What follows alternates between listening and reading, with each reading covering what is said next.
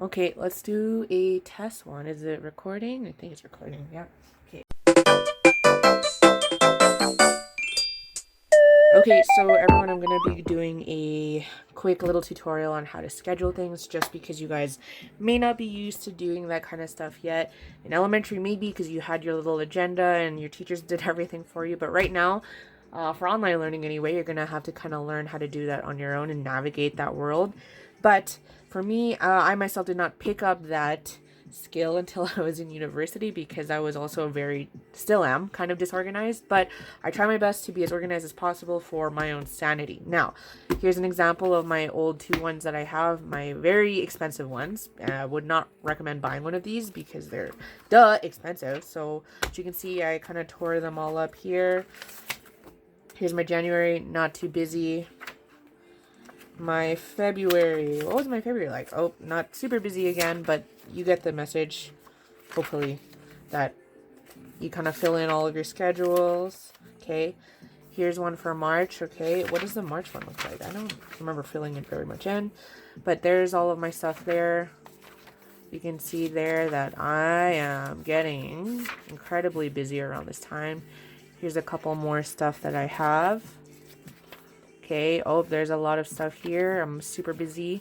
You can see here that it lists all the days. So Monday, I had second proof, edit photographer, blah, blah, blah, all of this kind of stuff. So you can see that there's a lot of stuff going on these days, opening reception, and then I was done for the summer.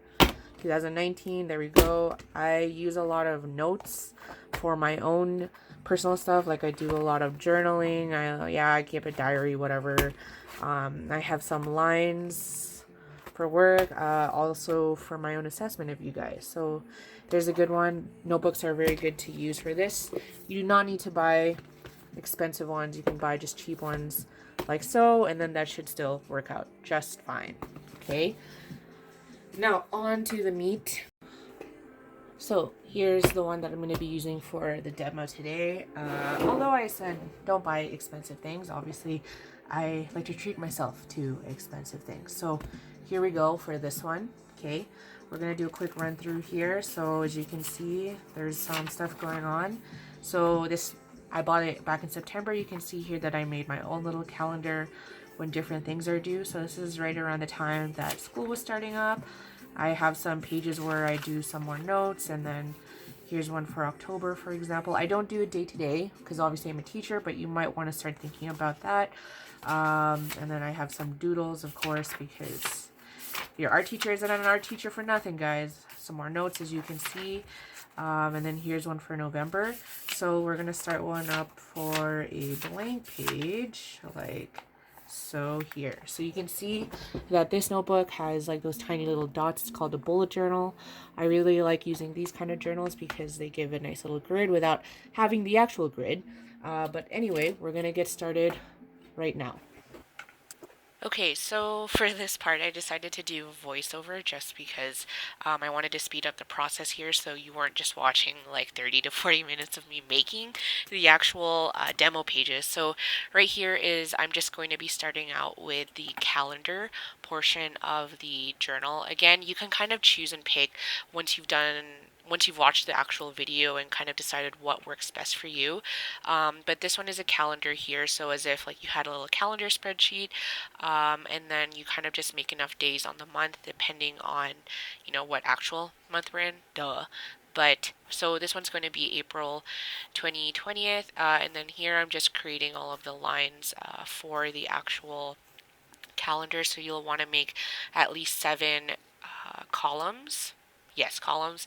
And then 4 to 5 rows depending on what month it is. Just because some months, like when you start on a Saturday, it can actually look like you have 5 weeks in the month, even though there are still just actually 4 weeks. So there, I'm just making the rows of the actual calendar, and then at the top just writing right Monday, Tuesday, Wednesday, Thursday, Friday, Saturday, and Sunday, and then writing the actual dates. Of course, you can look at your phone or your laptop or your desktop up or whatever you have at hand to actually make sure that the dates that you're writing are correct, because obviously you wouldn't want to start on the wrong day.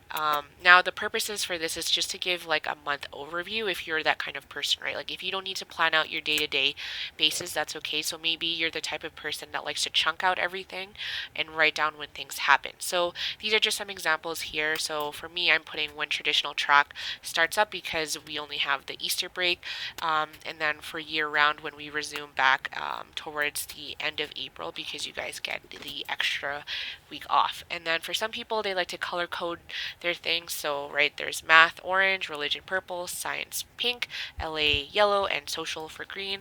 So then if you have any assignments due, or like when you want to write down when you have Zoom meetings or Zoom tutorials, you can just highlight those things, and then you'll know, oh, I have something for religion or I have something for social.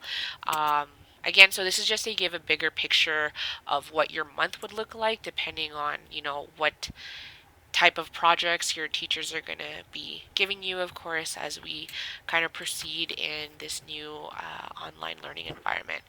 And then the next step that I'm doing here is what, say, a week planner would look like. So maybe we're on week 5, and then you kind of just use up that space to make little boxes or little bubbles or whatever it is you want to do for your week planner. So this one would just be for like 1 week. Here in the left corner, and then as I turn the page here, would be what I would prefer if you were to do a week, but again, it's up to you, is actually doing like a 1 page per week, so that way you can also see what's upcoming for the next week for you. So here it's week 5 and then going to be week 6. I think it's still a little bit better if you're more detail oriented, because then you can really break down what 2 weeks would look like for you and when assignments would be due. There at the bottom, I just put a little space for like maybe extra reminders, like, if you want to get into this habit of keeping a journal or a planner, right? So maybe it's your mom's birthday coming up on the weekend, so you want to remember that. Or maybe you're meeting, you have your own Zoom hangout with your friends, right? And maybe you play some video games or, just hang out. And maybe you want to write that down too, right? Maybe that's what you have to look forward to on the weekend. I have a lot of stickers and washi tape and post-it notes and all that stuff, so I like to use that when I decorate my journal. But of course, work with whatever you have at home. I know not all of you will have a bullet journal or a blank piece of paper, but work with what you have, especially if this is something that you are willing to try out. For the foreseeable future. Even using just a regular notebook with lined paper would still help. But of course, if you're the type of person to use like a Google Calendar or like just keep it on your phone, that's also okay. I just know that for some people, we need that extra bit to kind of meditate and to kind of organize ourselves like this. And this is really an important skill to have. Just because, as I said in the beginning, I picked up this skill when I was in university, but I think it would have helped me out a lot when I was even in high school and junior high. So hope you guys take a gander, take a look at trying this out. But anyway, no hard feelings if you don't. Just trying to, maybe help you guys out. I already said that. So anyway, what's the next thing that we're doing? I actually forgot while I was making this video. Anyway, so now, I think we're changing. Nope, no, we're not changing yet. So what I'm now doing is breaking down the day. So from time to time, so like 10 to 11, 11:30, that's more detailed, obviously depending on what you'd like. I also did different shapes this time instead of just using colors. So like math quiz next week, and then math quiz on the next Thursday, right? So that way it'll help you actually remember. Hopefully, anyway, that's the whole point of this.